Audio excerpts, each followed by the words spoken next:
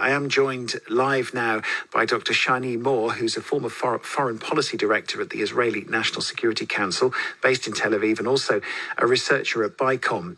Thank you very much for joining us to talk about this morning.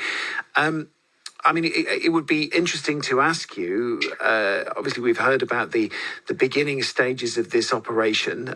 People are now going to be interested to know what the next phase will be after these strikes. There's obviously a desire from both the United States and Israel to bring about regime change in Iran, to take away the perceived risk to those nations.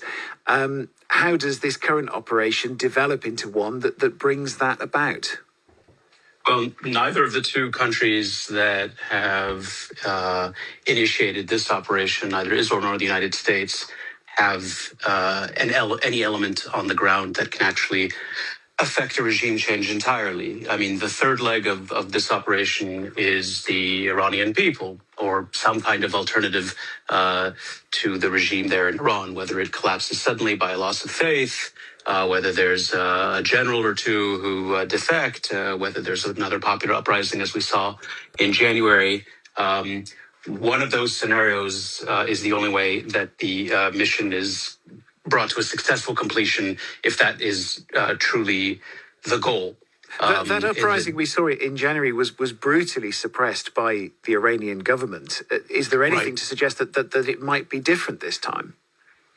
Again, it depends who the Iranian government is. I mean, if as the rumors that have been circulating in the last hour are true, that very senior figures in the regime were eliminated in the attack this morning, then that could be very different. When regimes fall apart, it's like bankruptcy. It is first quite slow and then rapid. If that isn't the goal, or if it isn't possible, there's still three other things that both Israel and the United States, although each country has its own emphasis, have stated repeatedly in the last couple of weeks are their goals: the nuclear program, the ballistic missile program, and Iran's network of proxy armies. So if there is a realistic path here to a regime change, I have no idea. That clearly is something that both Israel and the U.S. at least publicly claim they really want. If there isn't a realistic path to regime change, but this operation sets back more dramatically both the nuclear program and the ballistic missile program, and cuts the connection between Iran and its proxies, that'll still be a net gain for Israel and the United States. Although, like I said, the two countries have a slightly different weighting of those priorities. If it brings the Iranians, which is what I suspect they are calculating, which is why they didn't agree to any major concessions in the negotiations, if it brings them to a point where they can hammer out an agreement that's not terribly different from them, they absorb this loss but keep the regime intact, I think for the Iranians, for the regime at least, this will also be seen as a net win, or at least the least bad scenario. So despite the calls for regime change, which we have heard many times before, this could just be another stage in this negotiating process? It could be. I mean, I suspect that both Israel and the United States sincerely want a regime change. But like I said, for both of them, there's a third leg that has to come in, and neither of them is going to be providing it directly. Just to look at the situation for the wider region there, including Israel, given that what we heard from Iran, their threats to retaliate, the suggestions that they have hit US facilities in the region, how much of a risk is Israel and some of its neighbors under now? It's certainly quite a risk. I think the Israeli calculation was that waiting any longer was a much bigger risk.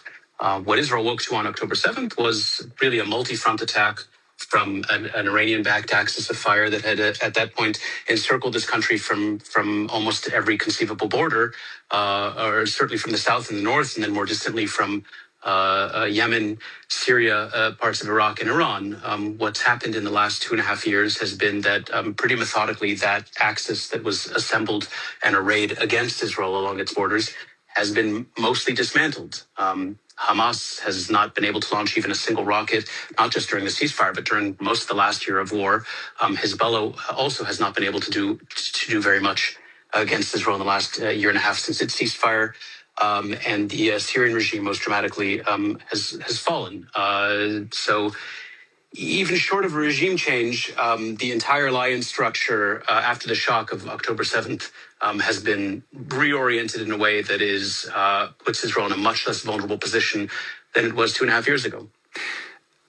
Just to go back to that idea of regime change, obviously this is something that the Americans really have wanted going right back to 1979 in one form or another, and a regime change could indeed go towards solving some of the other issues like the nuclear program with Iran.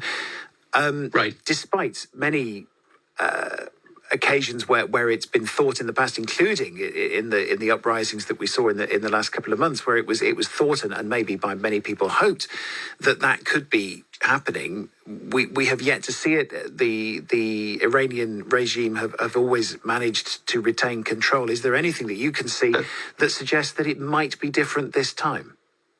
I think that's exactly right. And like I said, there's nothing that either Israel or the U.S. on their own can do very much to change that directly. Iran is a country of some 80 million people.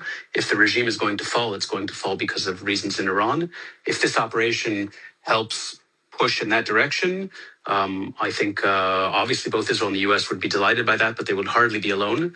But the operation alone won't do it. And nobody realistically here or in the U.S. thinks that's going to happen on its own. Does this need a wider involvement, more than just Israel and the United States, in order to bring about change in Iran? Militarily, I don't see what other power can bring any force to bear that's going to change it. We've got an alert. I've got to go in, but militarily, we've got all the power that we can conceive of there. It's a question of what happens internally in Iran right now. Dr. I'm going to have to disconnect with you. I will let you go to a safe place. Dr. Shany More, thank you very much for joining us.